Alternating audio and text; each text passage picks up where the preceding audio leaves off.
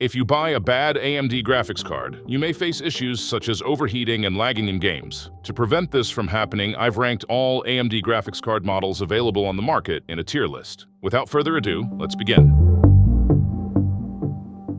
Contrary to the NVIDIA RTX 50 series, we have a lot of data on the RX 9000 series. So unlike the RTX 50 series video, I will talk in detail about almost every model available on the market. I'm now displaying the ranking criteria on the screen. You can pause the video to read.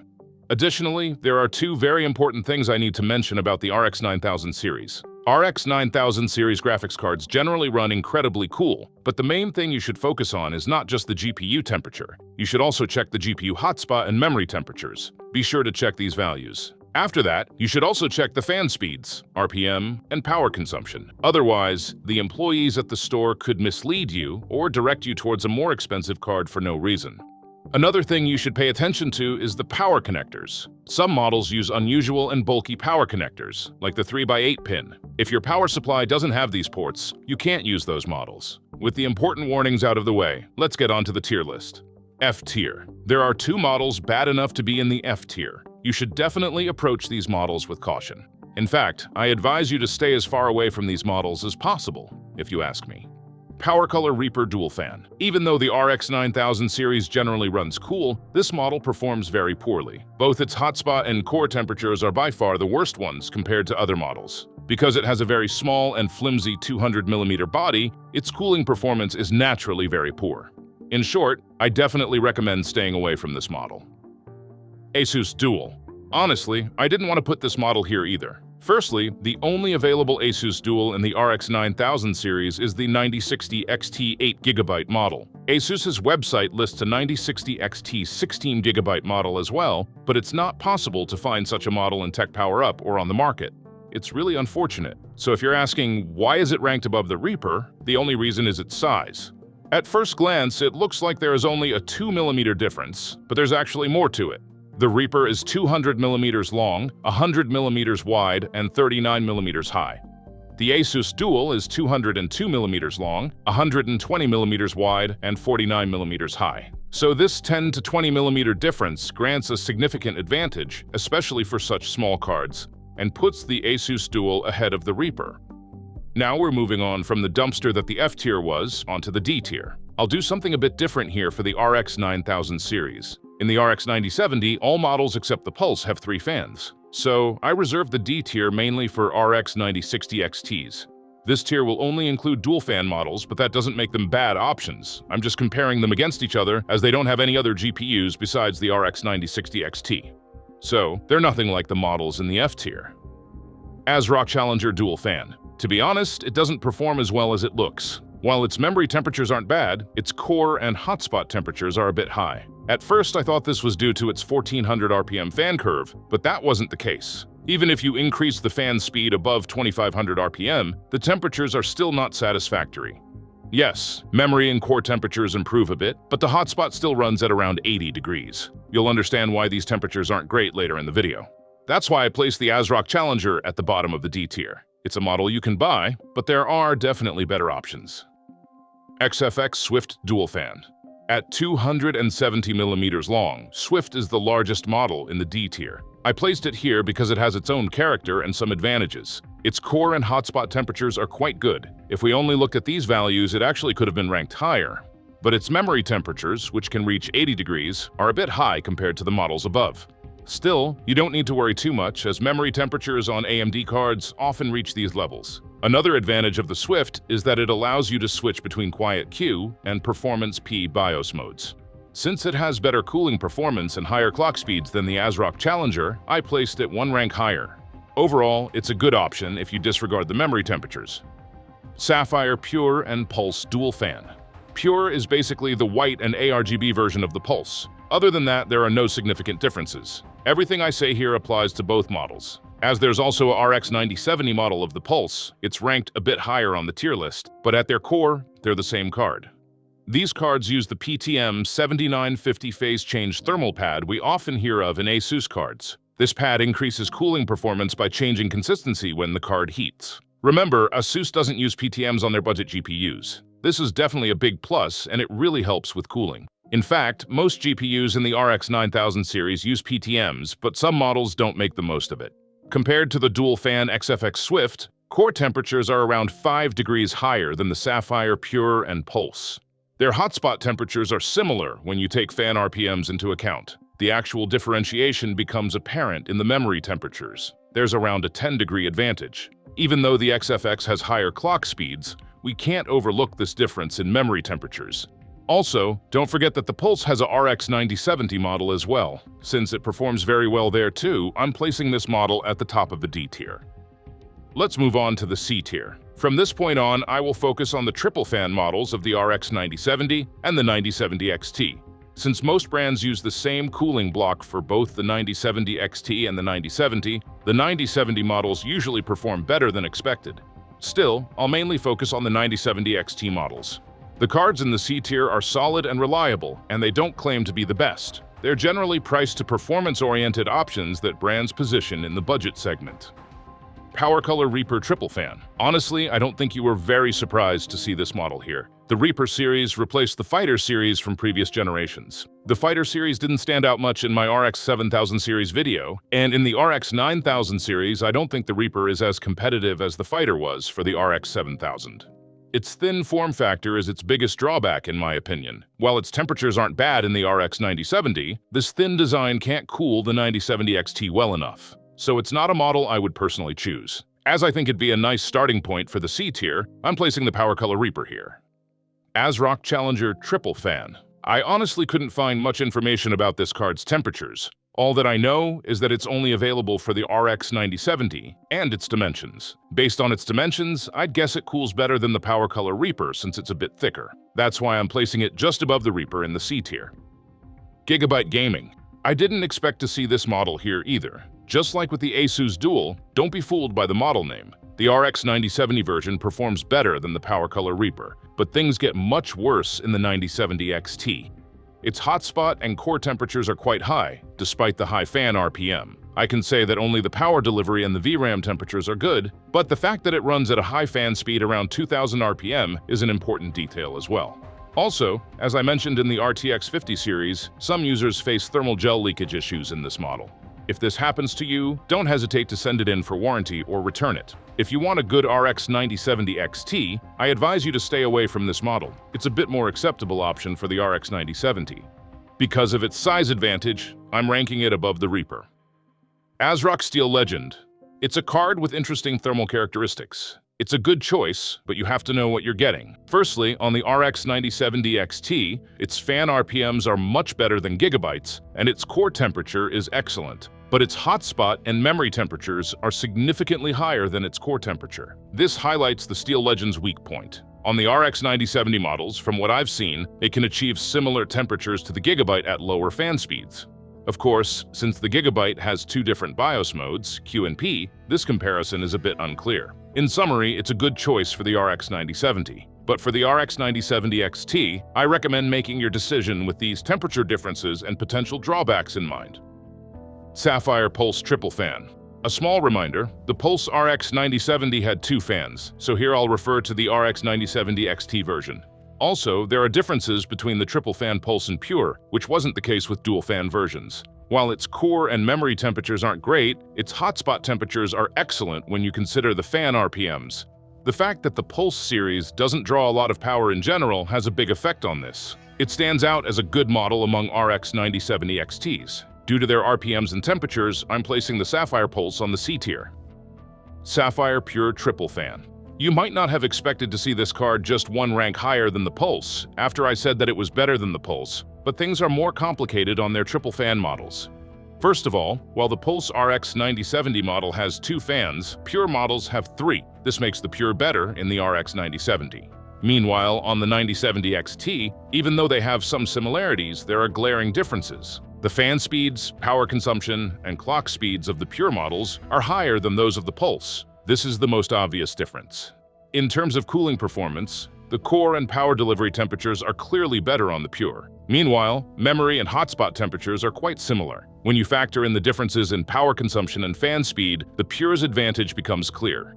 It's definitely a model that I can recommend. I can even say that it's an improved Pulse. It definitely deserves its spot in the tier list.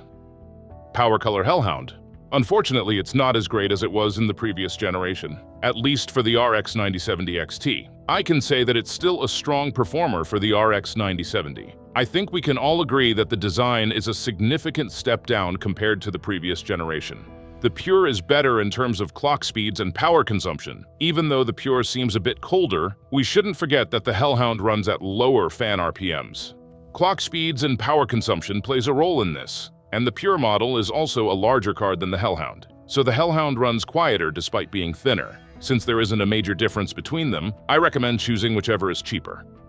Next up is the B tier. This tier features models that are quite strong, despite not being the absolute best. This tier has fewer models than the C tier because the cards here perform very similarly to each other. Thanks to the fact that the RX 9000 series generally runs cool, the differences between models ranked by brands also decrease significantly. Models in the B tier and above are more than enough for the RX 9070, maybe even a bit overkill. For the RX 9070 XT, you need to decide depending on the price. Asus Prime. The Asus Prime is almost like a bridge connecting the C and B tiers. There's not much to say about the RX 9070. Like I've mentioned earlier, models on this level and above are more than enough for the 9070, but we need to do it justice here. The Hellhound's RX 9070 performance seems much better compared to the Prime. So why did I put the Asus Prime on the B tier? On the RX 9070 XT, the Asus Prime performs almost at the same level as the Sapphire Pure and the Power Color Hellhound. There are only small differences like 5 to 10 MHz in clock speeds, thickness, and fan speed. Its temperatures are very close to the Pure in most cases, but when it comes to memory temperatures, the Prime makes a significant difference and comes out ahead. Its only downside is that its RPMs are a bit more aggressive compared to the Hellhound and Pure.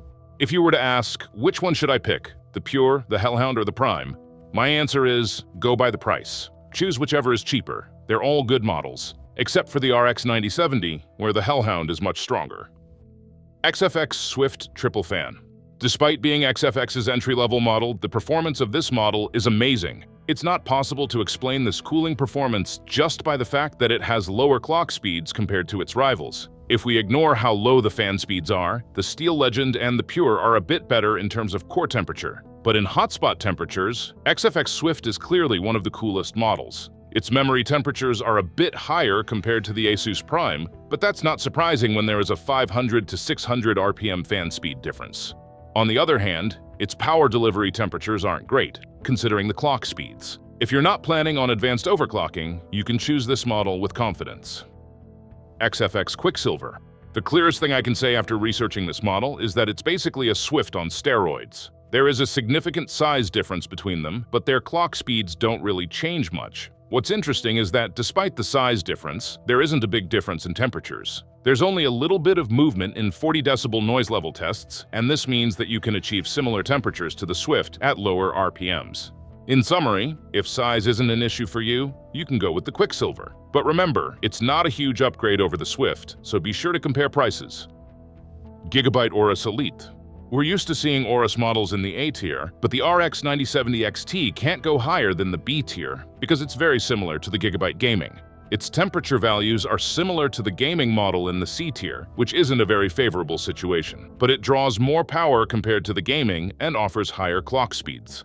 Even though it has better temperatures at certain points despite these differences, it's relatively weak compared to the models in the A tier. But still, because of its high clock speeds, I'm placing the Gigabyte Aorus Elite at the top of the B tier. Up next is the A tier, the one everyone dreams about. This tier generally consists of models you can pick with confidence, but you should always consider the price difference. Otherwise, you might end up spending as much as you would for a 5070 Ti, which I definitely do not recommend. Also, I should tell you this. In my tier list videos, all models I put on the A tier are actually a bit overrated. Users picking these cards just for their cooling performances causes them to miss the hidden side of the iceberg. If you're just after good cooling, some B and even C tier models could be more than enough for you. This is especially true for the RX 9000 series. One more addition. The models in this tier are actually very complicated. Do you want a quiet card or to overclock? The ranking within the A tier can completely change depending on that. One model stands out for its clock speeds, another for its low fan RPM, and another boasts both high clock speeds and low temperatures, even if it runs its fans aggressively. On top of that, tests from different sources can contradict each other as well, making the comparison way more complicated. Here, I tried to base things on averages, so the ranking is inevitably somewhat subjective. Before getting on to the ranking in the A tier, there's something I want to tell you.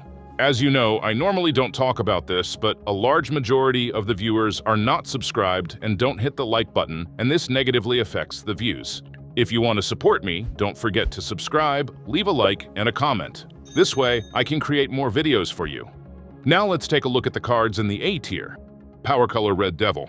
Red Devil is Power Color's flagship model that cannot get the recognition it deserves from time to time. This card doesn't stand out with its clock speed or incredibly low temperatures. What makes this card special is its low fan RPM and quiet operation. Like the other A-tier models, I'm sure that it will be able to show its true potential with manual tuning. Its power delivery temperatures are also excellent.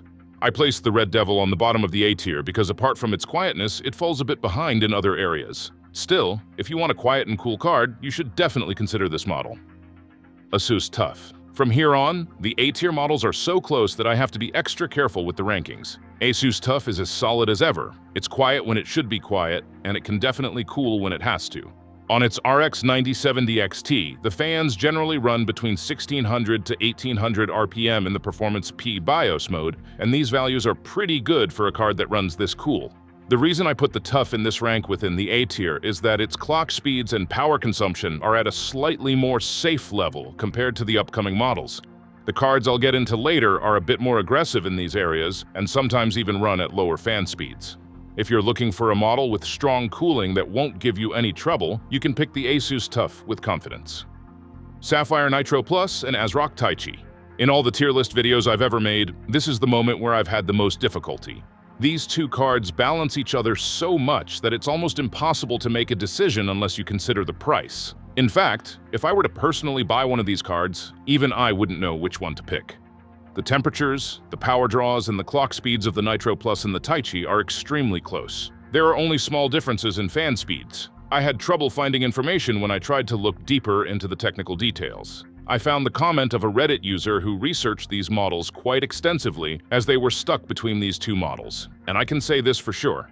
Making a decision between the Nitro Plus and the Taichi is totally subjective. Looking at the small details, while the ASRock Taichi has 3 DisplayPort ports and 1 HDMI port, the Sapphire Nitro Plus has 3 HDMI ports and 1 DisplayPort port.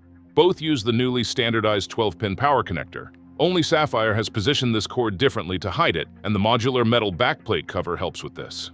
The ASRock Taichi has more high-level power phases. While the Nitro Plus has lower power phases compared to the Taichi, it has more capacitors, so it balances out in the end. The biggest reason to pick the Taichi over Nitro Plus could be its BIOS modes. The Taichi has the Quiet Q BIOS mode, and it really does run quietly.